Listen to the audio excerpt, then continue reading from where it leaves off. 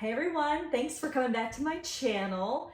Today I want to do a little book review for you. It's a mixture of fantasy and mystery. However, I do live for the romantasy series. I love fantasy and I love the romance aspect together. So, without further ado, here we go.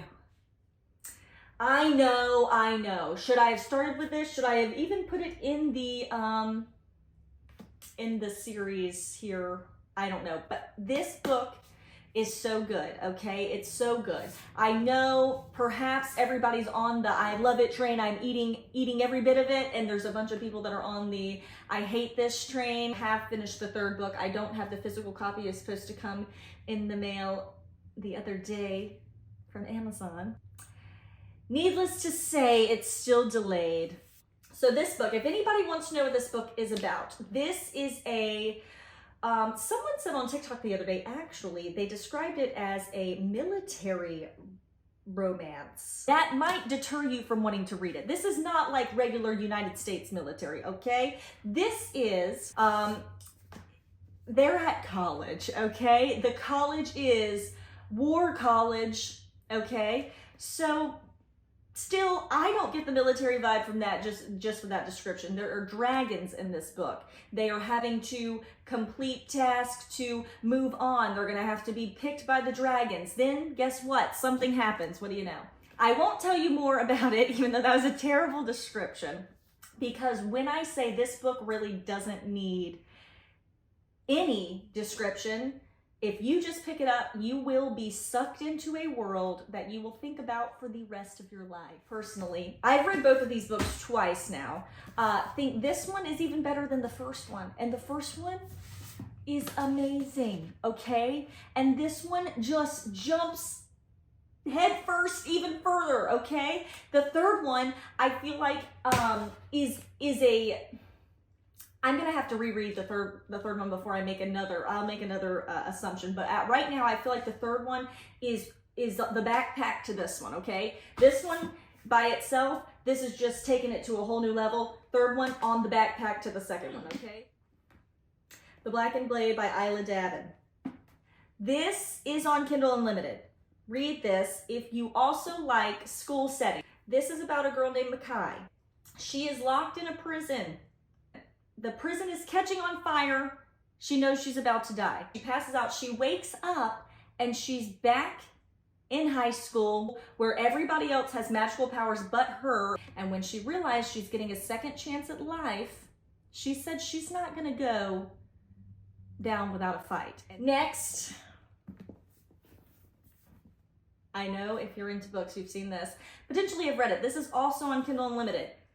Callie Hart with Quicksilver. This girl, her name is Sarah Spain. She lives in an area that's very poor. They don't even have access to water. She gets sucked into a fae world. What do you know?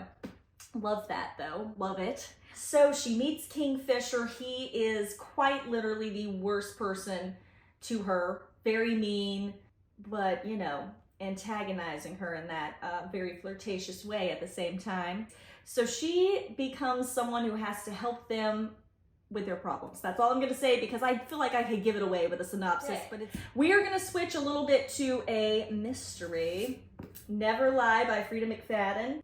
The plot twist, I literally gasped. And those are my favorite books. When I gasp at a plot twist or I gasp at something that's happening, that's something that sticks with me forever. This is about a couple, a newlywed couple that moves in a house. The husband is adamant that he loves this house. He wants to stay here forever. The wife feels like that there's somebody watching her in the house the whole time. The only reason she feels this way is because it's not just any house. It is a house from a doctor that was murdered. And she has all of her recordings of every patient she's ever, you know, had a session with. She goes down a rabbit hole listening to these tapes. And obviously she's getting paranoid. She thinks somebody's in the house with her. The husband thinks the house is perfect. He wants to stay here forever. And obviously it causes some problems, and you should read the book. And this is Phantasma.